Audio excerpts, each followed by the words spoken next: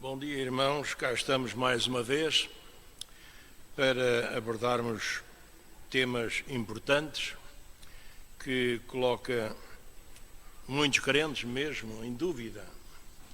E hoje vamos falar sobre um tema que é importante, sobre Maria. Vamos ver o que é que a palavra de Deus nos diz sobre Maria. Sabemos que o nosso país, e não só, como outros, são considerados países dedicados a Maria. Não sei como é que é isto, mas os homens de vez em quando têm estas ideias. Mas há uma coisa que eu gostaria de chamar a vossa atenção para aquilo que o apóstolo Paulo nos diz e que é importante. Portanto, meus amados irmãos, fugi, quem sabe o resto, da idolatria, não é? Portanto, meus amados irmãos, fugi da idolatria. Ora, este estudo que nós vamos fazer hoje é um estudo muito delicado. E dizemos que é muito delicado, como todos sabem, o catolicismo romano hoje dá uma divinização a Maria que, efetivamente, a palavra de Deus não tem. E tudo o que dissermos sempre poderá ter algumas reações. Todos nós sabemos, e muitos nasceram no catolicismo. Eu próprio estive num colégio católico quando era miúdo. Eu próprio fui obrigado a ser batizado na Igreja Católica. E como não tinha padrinhos naquela altura, a minha madrinha foi Nossa Senhora da Conceição e o meu padrinho foi São José. E depois, logo a seguir, fui crismado também e também tive que arranjar madrinha. Naquela altura eu tinha perdido os meus pais, tinha 6 anos, quando perdi os meus pais, com intervalo de 1 mês e meio, tanto um como o outro, e fui então para um colégio interno. E todos nós sabemos que muitas vezes nós fazemos aquilo que não queremos, somos obrigados, e eu como criança tive que ser obrigado. Eu lembro-me que naquela altura deu uma grande discussão, porque o pastor Dr. António Maurício veio propositadamente a Lisboa falar com o diretor e dizer-lhe que não concordava, mas não valeu de nada. Eu tive que ser mesmo batizado e crismado, porque os meus pais não me tinham batizado em criança, quando eu nasci. Mas vamos ver, uma das coisas que nós verificamos no nosso país é que o povo português está muito enfronhado naquilo que nós chamamos mariolatria, não é? A adoração a Maria. E todos nós sabemos que Maria está entronizada em todo o país. Eu lembro-me que quando estive em Mangualde, uma das coisas que me impressionei era sobre as Marias que havia. E fiquei muito admirado, porque nós poderíamos perguntar, para nós, quem é Maria? Para nós, batistas, quem é Maria? E como eu dizia em Mangualde, quando lá estive, a pastorear a igreja, eu fiquei admirado com a quantidade de Marias que havia, mas algumas Marias me impressionaram, porque encontrei Nossa Senhora da Escada, Nossa Senhora dos Degraus e Nossa Senhora das Esmolas e outras, não é? Portanto, aquilo é ao sabor, exatamente, das pessoas que têm as suas visões e depois querem introduzir isso no meio do povo. E o certo é que as pessoas aceitam, a Igreja Católica aceita e vai com isto tudo induzindo o povo nesta idolatria e às vezes sem o povo dar por isso. Ora, nós gostaríamos de dizer que a Maria dos Evangelhos é diferente da Maria do romanismo. A Maria dos Evangelhos é uma mulher santa, é uma mulher piedosa, é uma mulher humilde, é uma mulher obediente e é uma mulher conhecedora profunda das Escrituras e cheia de fé. E com a Bíblia na mão, vamos bem ler, vamos bem estudar e iremos verificar que não é possível justificar a mariolatria da Igreja Católica Romana. E vamos fazer uma menção minuciosa dos textos bíblicos que se referem a Maria. Assim, nós iremos chegar a algumas conclusões. Gostaria de dizer aos irmãos outra coisa que é importante. Este estudo foi tirado principalmente da Sagrada Escritura, mas também foi tirado para nossa identificação, para nosso esclarecimento do Catecismo da Igreja Católica. Já este Catecismo editado depois do Concílio Vaticano II e também da Bíblia editada pela Igreja Católica.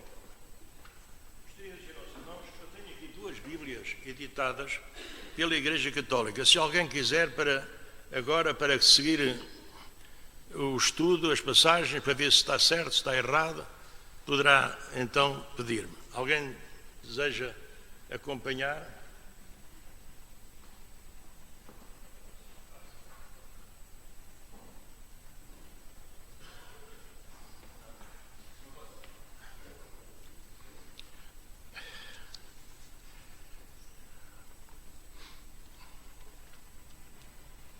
Ora, vamos ver uma das coisas agora que é importante. A Igreja Católica diz que Maria foi concebida sem pecado. Maria foi concebida sem pecado. E nós, os irmãos podem ler, ali foi um franciscano, falecido em 1308, que abriu a porta do futuro dogma, dizendo que a Santa Virgem teria assim sido preservada de toda a mancha do pecado. E depois, em 1622, depois de uma grande controvérsia, foi decretada a suspensão deste dogma e até que a Igreja pudesse dar uma decisão oficial, a qual só foi efetuada em 1854, quando o Papa Pio IX definiu a Imaculada Conceição por dogma de 8 de dezembro. Vamos ler, os irmãos acompanham, aquilo que diz o Catecismo da Igreja Católica sobre Maria concebida sem pecado. E diz aí: declaramos e definimos que a bem-aventurada Virgem Maria, desde o primeiro momento da sua concepção, foi preservada e imaculada de toda a mancha do pecado original, por graça singular e privilégio de Deus onipotente, em virtude dos méritos de Jesus Cristo, o Salvador da humanidade, e que esta doutrina foi revelada por Deus e, portanto, deve ser firmemente e constantemente querida por todos os fiéis. Vejam, os irmãos, isto é o que diz o Papa Pio IX. Não é? Eu não sei onde é que ele na Bíblia encontrou que foi Deus que disse isto. Não é? Mas, para que não tenhamos dúvidas, vamos ver o que é que diz a Bíblia. E a Bíblia, como os irmãos sabem, é a nossa única regra de fé, de conduta, portanto de prática, e nós não temos outra, seguimos exatamente só aquilo que a Sagrada Escritura nos apresenta. E é interessante nós observarmos, em primeiro lugar, que nem Maria sabia desta suposta Imaculada Conceição. Nem ela sabia. Não é? Como a Igreja Católica veio a dizer. Quando foi visitar Isabel, em seu cântico, ela diz: e o meu espírito se alegra em Deus. O que é que diz o resto? Meu Salvador. Ela mesma que reconhece Deus como Salvador. E, portanto, só um pecador é que necessita de um Salvador. Ela reconheceu que era pecadora. Mas a Bíblia é clara sobre a doutrina da universalidade do pecado. E quando nós olhamos para a Sagrada Escritura, nós verificamos que o apóstolo Paulo, que foi aquele grande pregador a seguir de Nosso Senhor Jesus Cristo. Ele, escrevendo a carta aos Romanos, ele deu ênfase a um ponto importante da nossa doutrina. É que ele diz: todos pecaram e destituídos estão da glória de Deus e são justificados gratuitamente pela sua graça, pela redenção que há em Cristo Jesus. Todos pecaram. Não há exceção. Não é? Portanto, Maria nasceu sobre o pecado original. E depois ele, escrevendo ainda à Igreja de Roma, diz: pelo que, como por um homem entrou o pecado do mundo e pelo pecado a morte, assim também a morte passou a todos os homens, porque todos pecaram. É bom nós verificarmos esta ênfase que o apóstolo Paulo dá. Todos pecaram. E notem que, como dissemos há pouco, a própria Maria, ela reconheceu ser pecadora, quando ela diz: a minha alma engrandece ao Senhor e o meu espírito se alegra em Deus, meu Salvador. Ela reconheceu a necessidade de um Salvador. Ora, se ela não tivesse pecado, não havia necessidade de ela dizer que era imaculada, não tinha pecado, e sem o pecado não tinha o pecado original. Outro dogma da Igreja Católica é que Maria se conservou sempre virgem. Maria se conservou sempre virgem. E diz a Igreja Católica que Maria, mãe de Jesus, se conservou sempre virgem até à sua morte. Daí as rezas a si dirigidas digam: sempre Virgem Maria. Ora, será que Maria não conheceu José depois de Jesus ter nascido? Ora, as Sagradas Escrituras dizem que Maria foi virgem até ao nascimento de Jesus Cristo. E usa algumas frases importantes a Sagrada Escritura, porque diz que Maria deu à luz o seu, quem sabe o resto? Primogênito. O que é que quer dizer primogênito? O primeiro. E depois nós vamos encontrar mais tarde que Maria teve mais filhos. Mas eu gostaria de dizer aquilo que a Igreja Católica afirma no seu catecismo, que é universal, editado exatamente pelo Vaticano II. Diz então: Maria permaneceu virgem concebendo seu filho, virgem ao dá-lo à luz, virgem ao carregá-lo, virgem ao alimentá-lo de seu seio, virgem sempre. Portanto, a doutrina da Igreja Católica diz que a virgindade de Maria foi perpétua, sempre. E foi, de facto, um dogma oficial da Igreja Católica até aos nossos dias. Mas, para o nosso esclarecimento, nós vamos ver o que é que diz a Sagrada Escritura. E a Bíblia menciona exatamente algo de importante. Em Mateus 1:25,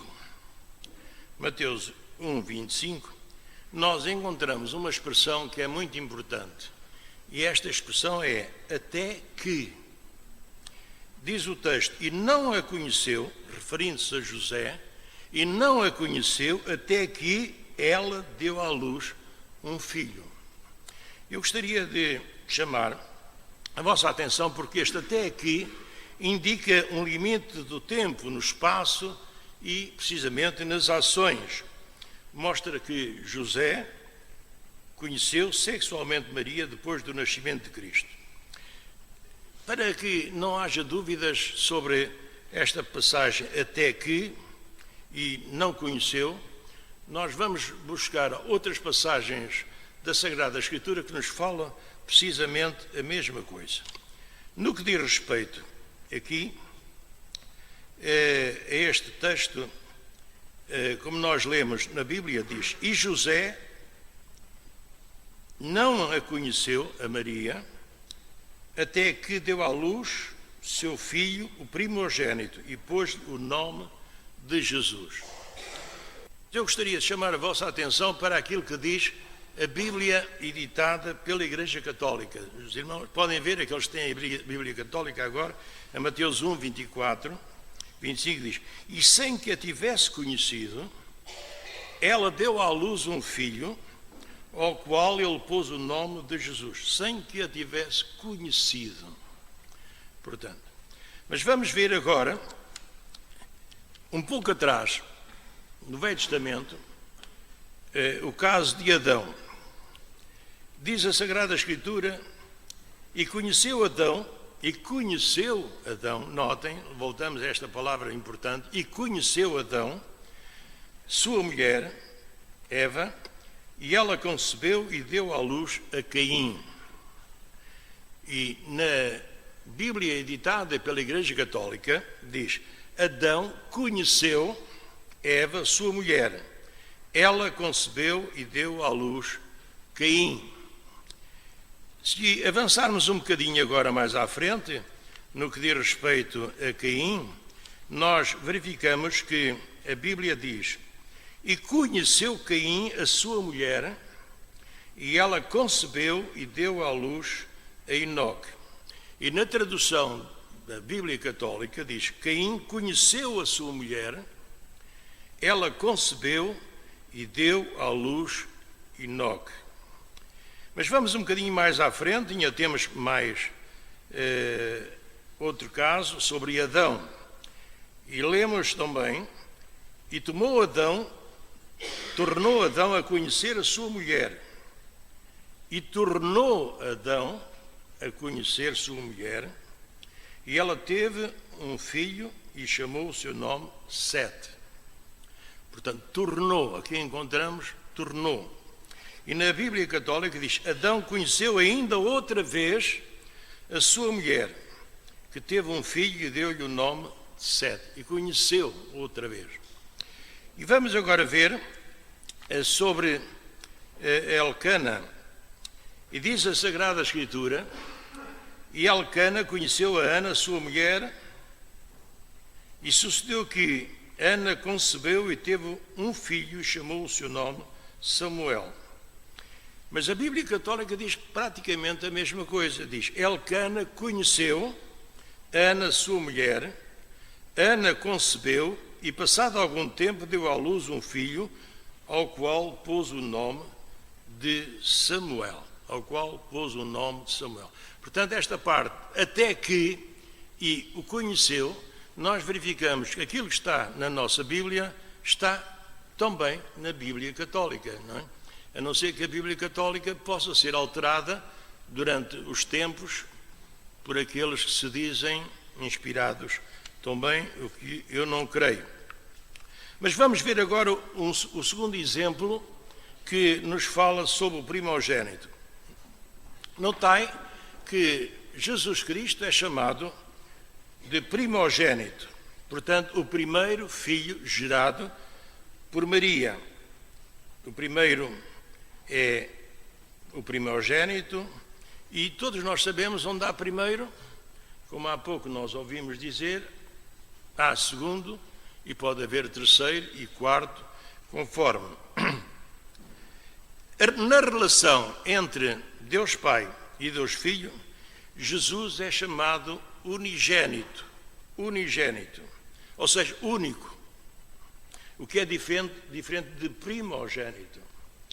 E Mateus não iria usar uma expressão que causasse alguma dúvida. Mateus foi claro quando disse que deu à luz o seu filho primogênito, o primeiro. E no Novo Testamento refere-se aos irmãos de Jesus, e segundo aquilo que a Bíblia diz, Maria e José foram muito abençoados com pelo menos 6 filhos, sendo 4 homens e no mínimo 2 mulheres. Este é um estudo também interessante para um dia se dar sobre os irmãos de Jesus, não é? Que é outro tema que, por causa da virgindade de Maria até à sua morte. Vamos agora, o tempo é curto para um estudo tão complexo, falar sobre outro tema. Outro dogma da Igreja Católica é que Maria foi declarada mãe de Deus. Mãe de Deus. A tradição diz que Maria é verdadeiramente a mãe de Deus, visto ser a mãe do Filho eterno de Deus, feito homem, que é Ele mesmo Deus. E por isso o Concílio de Éfeso proclamou em 431, reunido na Basílica de Otócos, que Maria se tornou de verdade mãe de Deus pela concepção humana do Filho de Deus em seu seio. E mais tarde, em 21 de novembro de 1964, o Papa Paulo VI proclamou o dogma de Maria, mãe da Igreja. Além de mãe de Deus, passou a ser mãe da Igreja. O que é que nós temos a dizer sobre isto? Só podemos ir buscar à Sagrada Escritura a resposta, não é? E vamos ver o que é que diz a Bíblia. E os irmãos certamente estão vendo ali atrás, na projeção, que quem chama Maria mãe de Deus nega a existência divina. Se Maria fosse a mãe de Deus, seria mais velha do que ele. É ou não é verdade? Os irmãos conhecem uma mãe mais nova que o filho? Ora, a Bíblia diz que ninguém existia antes de Deus. Quando nós vamos para o Evangelho de João, nós lemos: no princípio criou Deus, no princípio era o Verbo, e o Verbo estava com Deus, e o Verbo era Deus. Ora, se a palavra de Deus nos diz que Deus é Espírito, eterno e infinito, a palavra de Deus diz também que ninguém gerou Jesus Cristo.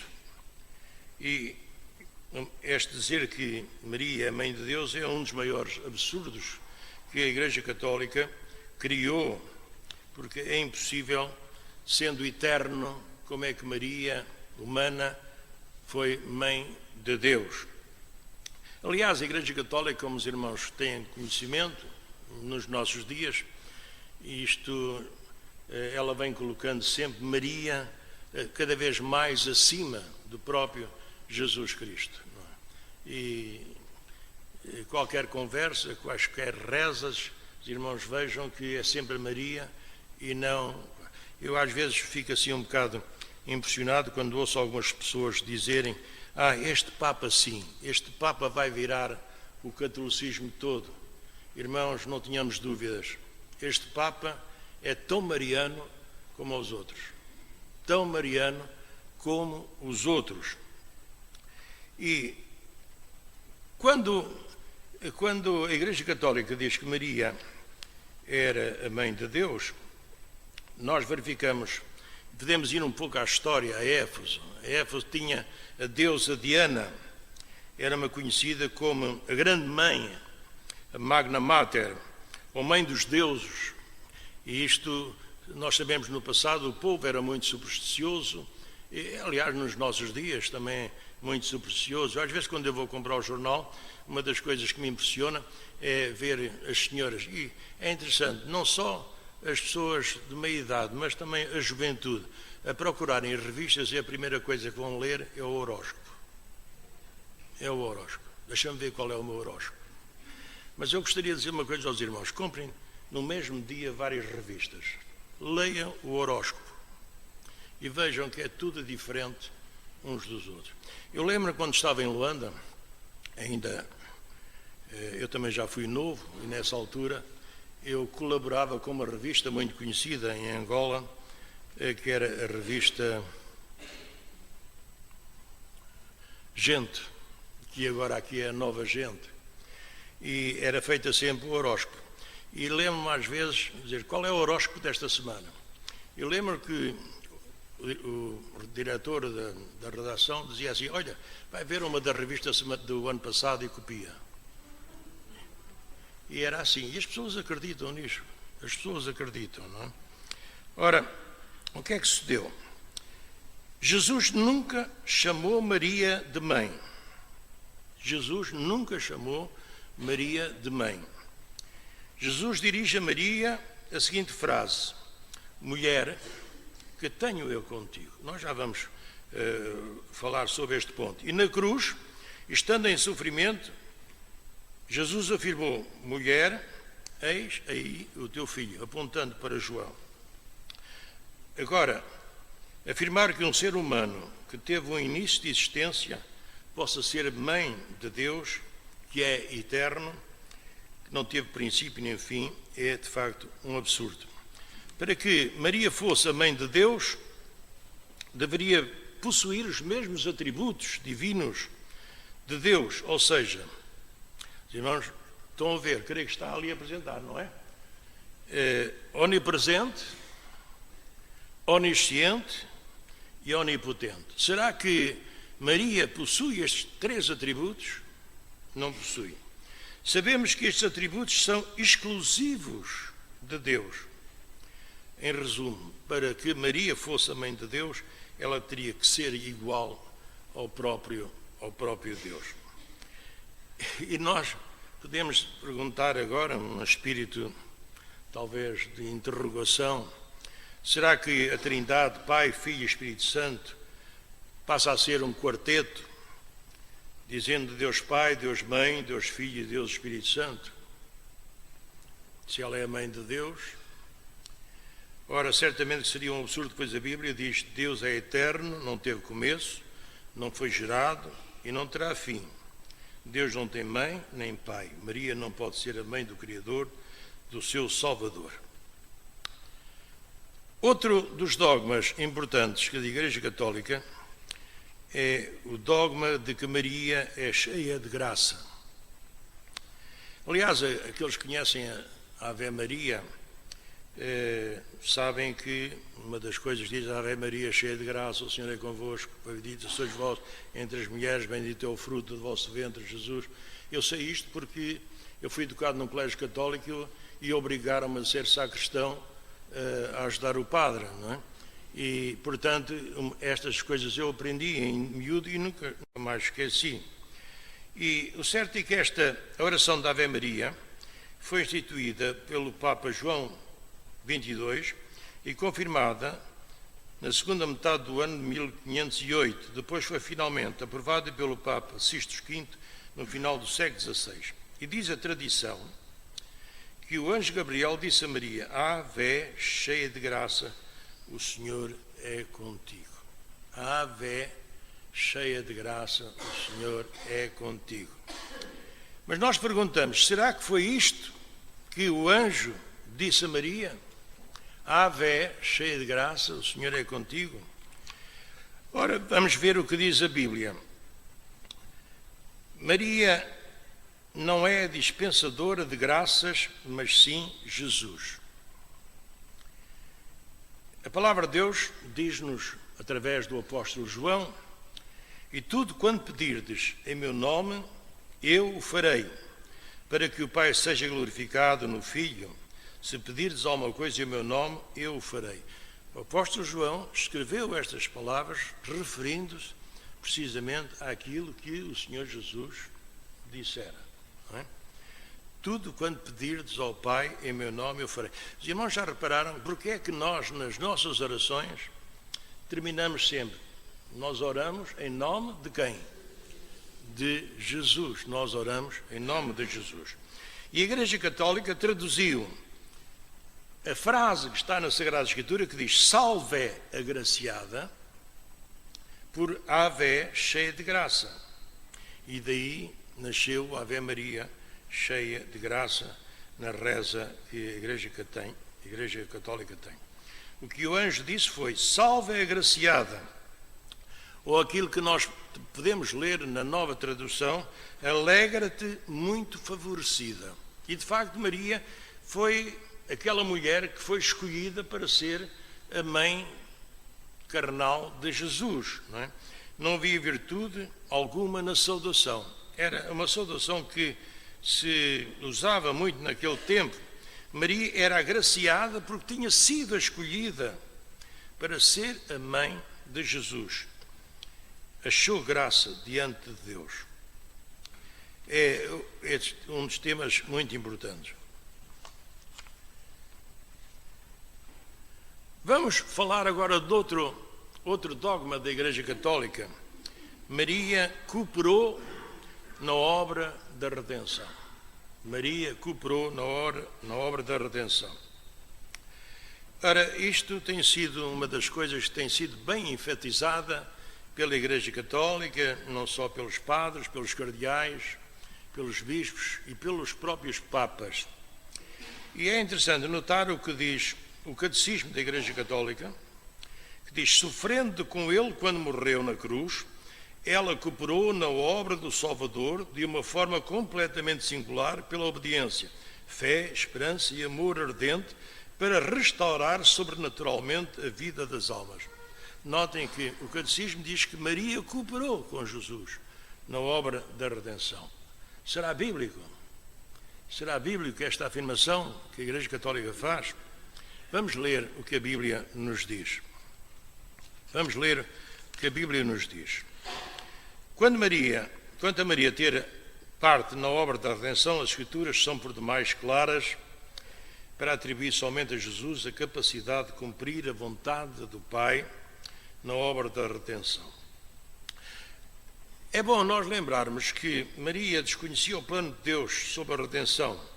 Quando ela foi informada que iria ser a mãe de Jesus, a palavra de Deus nos diz que ela até ficou perturbada.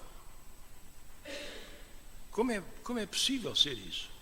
Foi a pergunta que ela fez. Como é possível? E ela, perante aquilo que o anjo Gabriel lhe disse, ela ficou: eu não conheci varão, como é que é possível? Portanto, nós notamos que até este momento Maria desconhecia completamente a obra da redenção. Ela não tinha conhecimento de qual tinha sido a razão porque tinha sido escolhida para ser a mãe de Jesus. E então nós vamos agora mostrar alguns pontos importantes. 3 vezes Maria tentou interferir na obra redentora de Jesus. Porém, o Senhor Jesus não permitiu. Nós temos aí já. E nesta passagem, em Lucas, nós lemos: e quando o viram, maravilharam-se. E disse-lhe sua mãe. Isto foi naquela altura que elas andavam à procura de Jesus e foram encontrar Jesus no templo, no meio dos doutores. E então, quando o encontraram, se maravilharam. E a sua mãe disse: filha, por que fizeste assim para conosco? Eis que teu pai e eu, ansiosos, te procurávamos. Qual é a resposta de Jesus? Ele diz: por que é que me procuráveis? Não sabeis que me convém tratar dos negócios do meu pai? Notamos aqui, mais uma vez, Maria não tinha conhecimento da obra redentora de Jesus, nem podia cooperar.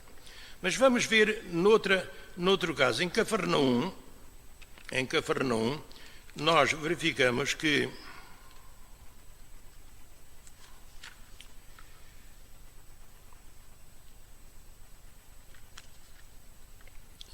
quando Jesus estava pregando, diz-nos o texto de Marcos: chegaram então seus irmãos e sua mãe, e estando de fora, mandaram-nos chamar. E a multidão estava assentada ao redor dele, e disseram-lhe: eis que tua mãe e teus irmãos te procuram, e estão lá fora. Vamos ver aquilo que diz o Senhor Jesus. E ele lhes respondeu dizendo: quem é minha mãe e meus irmãos? E olhando em redor para os que estavam assentados junto dele, disse: eis aqui minha mãe e meus irmãos. Porquanto qualquer que fizer a vontade de Deus, esse é meu irmão e minha irmã e minha mãe. Nós encontramos aqui novamente o Senhor Jesus pondo os pontos nos is, dizendo: não há misturas, não há comparação. A obra redentora só foi feita por mim. Agora, ainda noutro campo, naquele casamento que houve, lá na Galileia, a Bíblia nos diz que, em certa altura, faltou o vinho. E então, a mãe de Jesus chegou-se ao pé de Jesus e disse-lhe: não têm vinho. Os irmãos já sabem numa festa de casamento, faltar as bebidas é um problema. E agora, o que é que vamos fazer? Então o que é que o Senhor Jesus diz? Mulher, que tenho eu contigo? Ainda não é chegada a minha hora. Ela tentou interferir, de facto, nos propósitos de Jesus, mas o Jesus diz, não é ainda a minha hora. Não te metas onde não é chamada. E o que é que Maria, depois de ouvir as palavras de Jesus, ainda não é chegada a minha hora, ela ficou assim a pensar, bem, então como é que será? Bem, não falo, não adianto mais nada e só vou dizer uma coisa que é importante. O que é que Maria foi dizer aos servos lá que estavam no casamento? Fazei tudo quanto ele vos disser. Fazei tudo quanto eles disseram. Ora, o certo é que a Bíblia declara que em nenhum outro há salvação, porque também debaixo do céu nenhum outro nome há dentre os homens pelo qual devamos ser salvos. E eu gostaria de deixar convosco, de facto, o grande conselho de Maria. O grande conselho de Maria, que os irmãos podem ali ler. Fazei tudo quanto ele vos disser. Não fazei tudo quanto os homens vos disserem.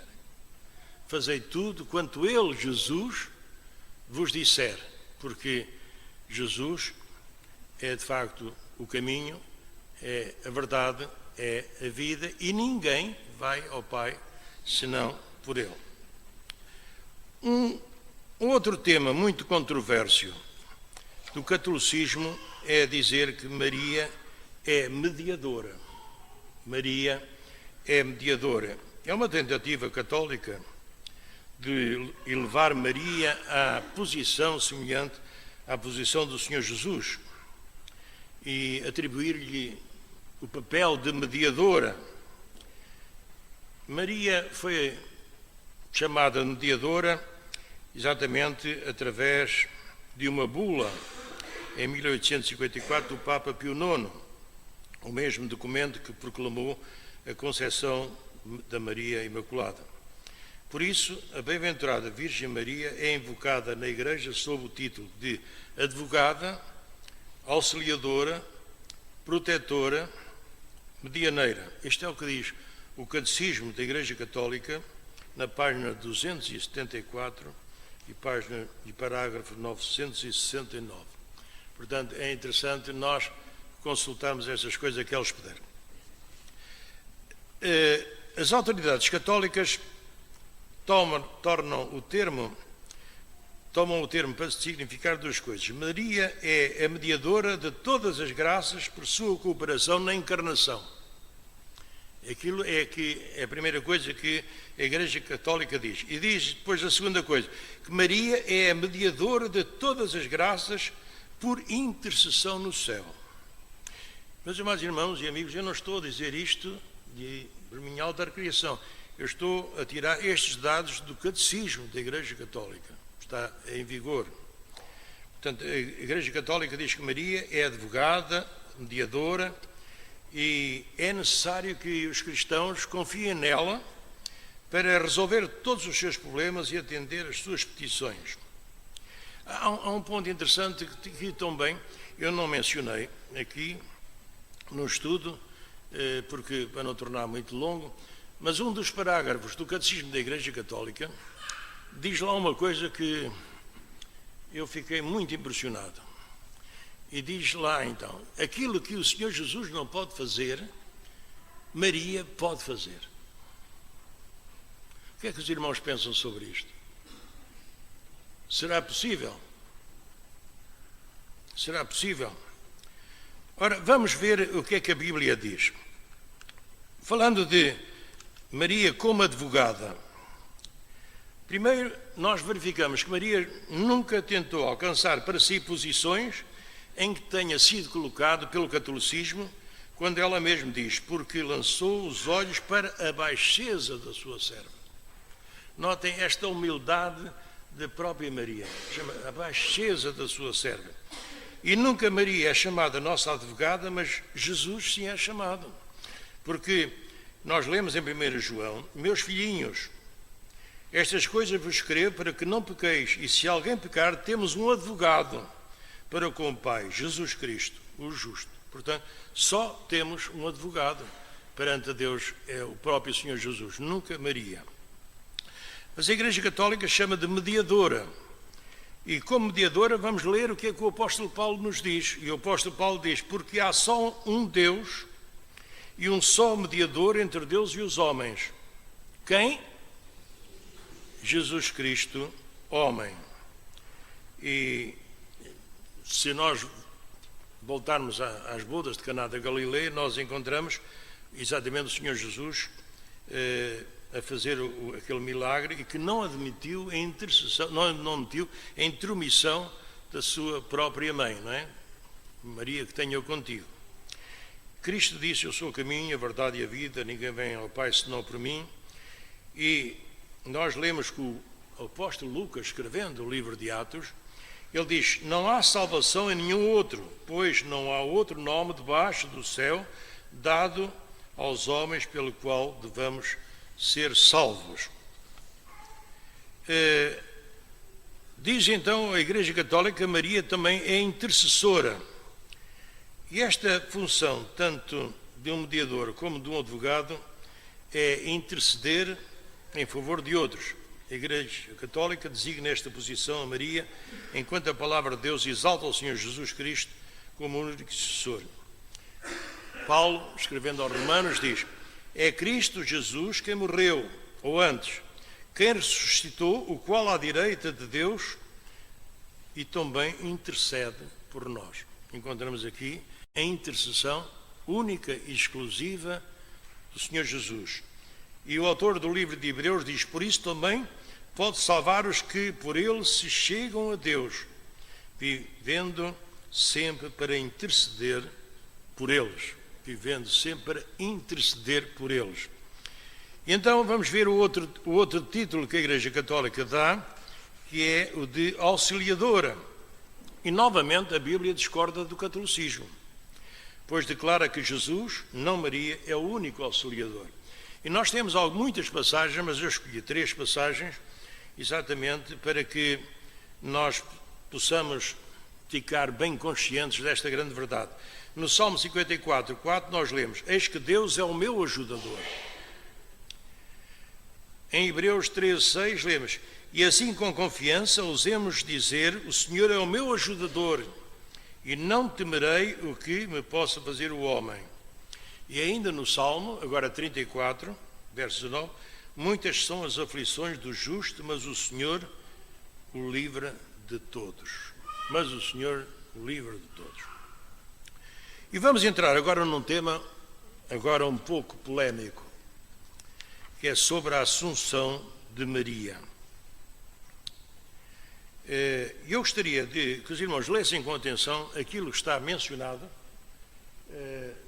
aqui, que é tirado exatamente do Catecismo da Igreja Católica, na página 273, parágrafo 966. Finalmente a Imaculada Virgem, preservada imune de toda a mancha da culpa original, terminado o curso da vida terrestre, foi assunta em corpo e alma à glória celeste. E para que mais plenamente estivesse conforme a seu Filho, Senhor dos senhores e vencedor do pecado e da morte, foi exaltada pelo Senhor como Rainha do Universo.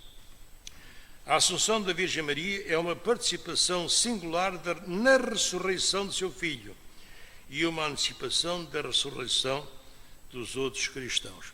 É interessante nós nos lembrarmos que quando o Senhor Jesus morreu, quando o Senhor Jesus foi colocado naquele jazigo de José de Arimateia, onde é que estavam os discípulos e Maria? No cenáculo, não é? Morreram. E todos ficaram muito admirados quando as mulheres chegaram e disseram: vimos Cristo ressuscitado. Ora,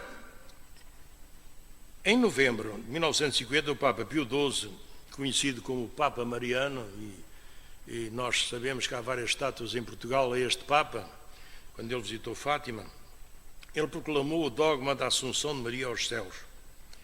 Este dogma afirma que o corpo de Maria ressuscitou da sepultura logo depois que morreu, que seu corpo e alma se reuniram e que esta foi elevada e entronizada como Rainha do Universo. E diz então este dogma: quem não aceitasse este dogma estava totalmente desviado da fé divina católica e seja anátema, ou seja, maldito. Ora, eu disse há pouco um tema que deu alguma discussão, porque nestes 2 domingos anteriores, algumas pessoas vieram ter comigo e disseram: pastor, devem-se ter enganado quando puseram no boletim que íamos falar sobre Maria e puseram lá o termo de Assunção. Não é Assunção, é Ascensão. O que é que os irmãos pensam? É Assunção ou Ascensão? Porquê Assunção e não Ascensão? Vamos ver. Encontrar. Porquê Assunção e não Ascensão? Alguém é capaz de dizer? Eu não quis naquela altura responder a ninguém, não é? Fiz de conta que também não sabia, mas quis exatamente deixar esta ênfase para que hoje os crentes pudessem exatamente saber qual é a diferença que há entre Assunção e Ascensão. Vamos ver então. Ascensão. Ascensão significa subir ao céu por si mesmo.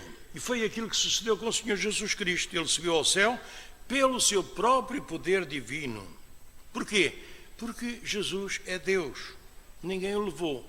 A palavra de Deus diz que os próprios discípulos o viram subir ao céu. Agora, Assunção. Assunção quer dizer que é levantada ao céu por alguém. E diz então a Igreja Católica que Maria foi levada ao céu por Deus, pelos anjos e não pelo seu próprio poder. Vejam como as coisas são. Deus, os anjos, vieram buscar Maria, agarraram nela e levaram-na até ao céu. Que diz Maria? Ou que diz a Bíblia? A Bíblia diz: ora, ninguém subiu ao céu, senão o que desceu do céu, o Filho do Homem que está no céu. Nós sabemos uma coisa, como crente que Maria era, nós sabemos que a sua alma está no céu, mas o seu corpo só irá para lá quando da ressurreição dos justos. O que sucederá com todos nós. E se é verdade aquilo que a Igreja Católica afirma, porque teriam os escritores do Novo Testamento omitido tal facto. Ver se tenho tempo. Outro dogma da Igreja Católica: Maria, Rainha dos Céus.